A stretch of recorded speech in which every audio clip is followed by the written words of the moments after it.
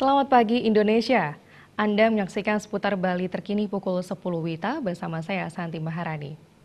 Per Juli 2016, jumlah kunjungan wisatawan ke Bali mencapai 2.700.000 turis. Jumlah ini mengalami peningkatan 18,5% dibandingkan periode yang sama tahun lalu.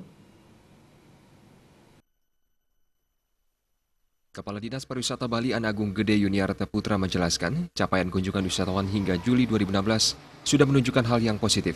Pasalnya, jumlah kunjungan per Juli telah mencapai 2.700.000 wisatawan. Jumlah ini mengalami peningkatan 18,5% dibandingkan periode yang sama tahun lalu. Hal ini tentunya menumbuhkan optimisme akan terpenuhinya target 4,4 juta wisatawan di tahun 2016 ini. Namun untuk mencapai target tersebut, ada beberapa poin yang harus diperhatikan kalangan pariwisata Bali. Salah satunya meningkatkan destinasi yang ada di kabupaten kota, baik dalam perbaikan infrastruktur keamanan hingga kenyamanan wisatawan. Bulan Juli data yang ada pada kami itu sudah mencapai 2.700.000. Jadi ini ada peningkatan sekitar 18,5% lebih lah. Dibandingkan dengan yang periode yang tahun lalu.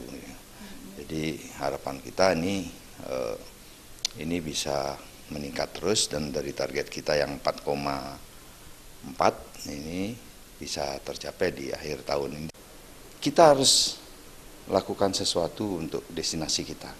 Jadi ini tentu harus kita lakukan kerjasama. Provinsi tidak mempunyai wilayah, yang punya wilayah adalah kabupaten. Nah ini harus kita kerjasamakan, baik itu infrastrukturnya, kebersihannya, nah tentu dengan penambahan destinasi pariwisata yang sesuai dengan budaya Bali.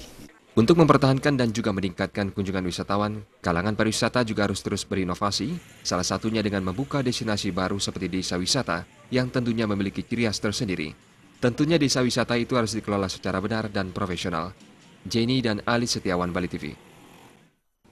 Kami akan kembali dalam seputar Bali terkini 1 jam mendatang. Selamat pagi dan sampai jumpa.